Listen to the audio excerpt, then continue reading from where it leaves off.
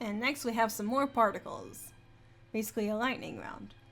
Here in this section we have wo, de, ni, and he.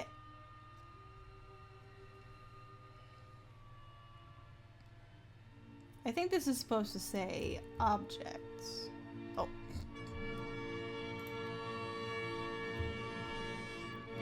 So, wo indicates an object that is directly affected or involved in an event. Angaku wo kikimasu. I listen to music. Angaku means music. Kikimasu is the present form of kiku, which means to listen.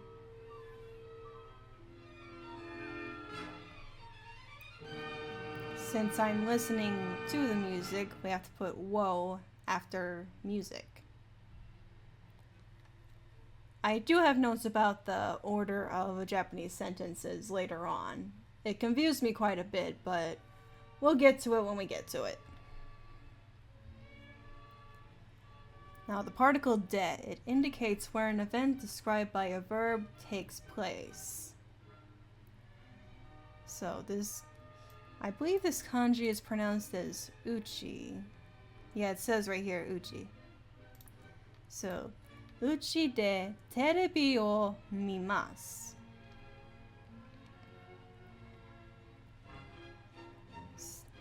We are watching TV at home. And since that is the place that the verb is taking place, it is followed by a de. And here we see an example of what I brought up when talking about katakana. Television is a foreign concept that was introduced to Japan. So they don't use hiragana when talking about the TV. Instead, they use katakana with terebi. And you may have also noticed when we were going over hiragana and katakana earlier that they don't have a V sound in their language, which is quite unique, I'd say. It's kind of, as an English speaker, it's kind of weird to not have a V sound. And I'm not sure why that is. Put a pin in that for much later on down the line if we ever do research into the history of the Japanese language. But basically, instead of saying television or TV, they say terebi.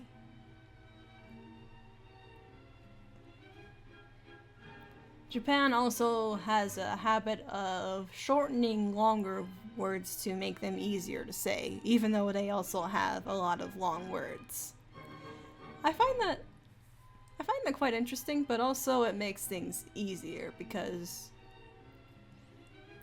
the word for foreigner in Japanese is gaikakujin, right?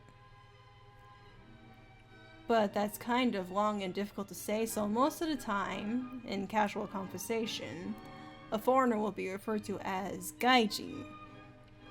Jin basically means person in Japanese.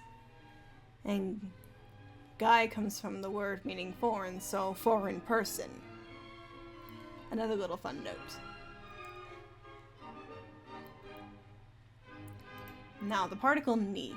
It has many meanings, but here we're going to go over two of them in this section.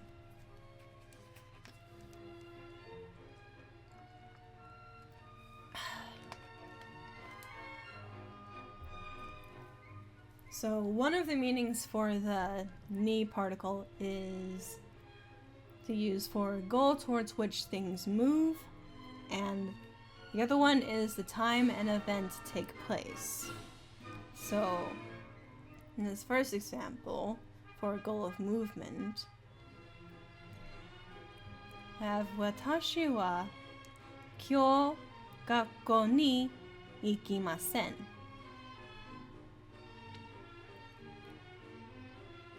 The goal of movement. The goal is not to go to school. This is the place, and this is the verb. Kyou means today. And as we went over earlier, watashi wa is I, and it's not even necessary to have in a sentence, as we see in these next examples about time. So,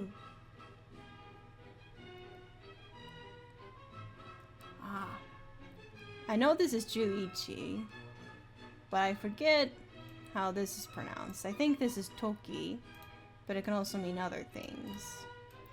So, let's see what Jisho gives us for this.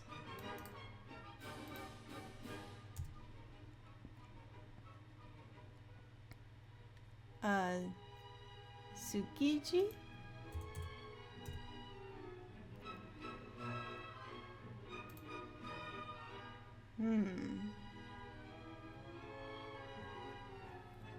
Okay, I guess this is one of those things where perhaps it's two different kanji together. Yeah, toki or ji for hour or o'clock. And then we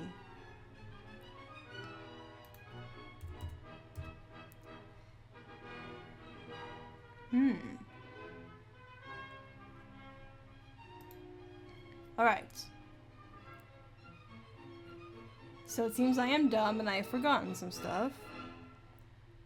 So now it is time to rely on something that maybe not 100% correct, but would give us at least a pronunciation, and that is Google Translate. Or maybe not. November, no.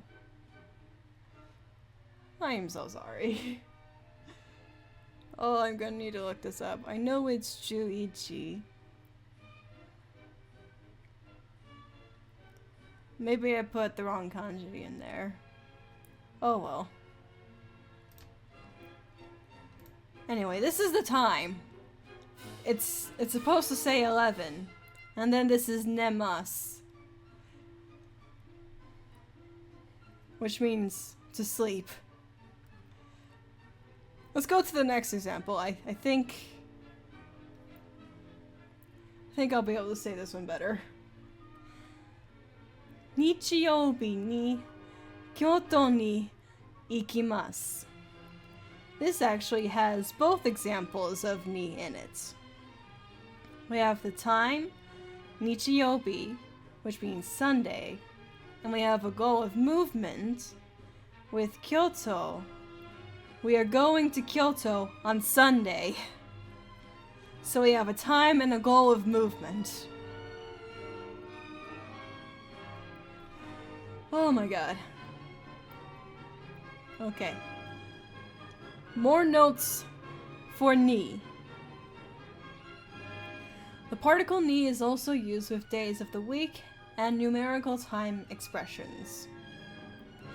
Nichiyoubi ni ikimasu. We will go on Sunday.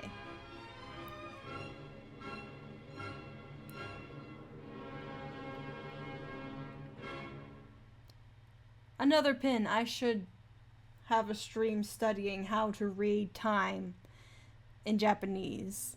I think this is Ju to. We have Toki, but I think it also means Ji. There's Yon, Jugo, something, Ni, Okimasu. Pretty sure that's all, because Okiru means to get up.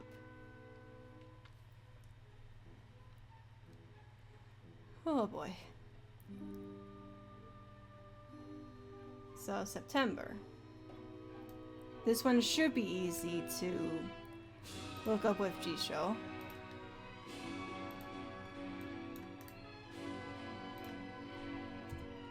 Because this second kanji is used for the different months. Like each month ends with this. So here it says it's pronounced as Kugatsu.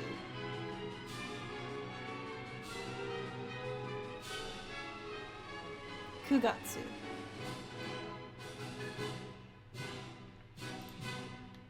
So, Kugatsu ni kaerimasu. I will return in September.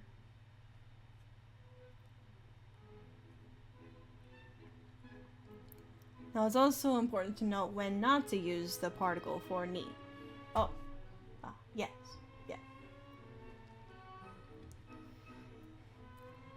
You do not use ni with a time expression relative to the present moments like today or tomorrow.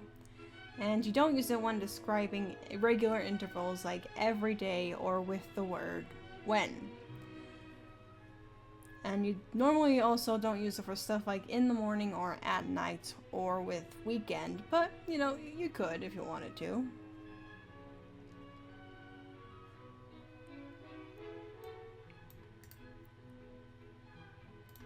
Just gotta make sure I know how to pronounce this correctly. Shumatsu, that's what I thought. Shumatsu, possible ni. Nani o shimasu ka?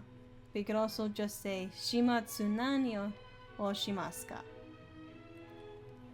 Now that we can move on from ni, we can talk about he, the particle he, which can also be used to indicate a goal of movement. So I'm not sure if there are hard and fast rules on when to use ni or he, but you can it seems like you can just choose between them. So instead of the example earlier with watashi wa kyou gakko ni ikimasen, we could also say watashi wa kyou gakko he ikimasen.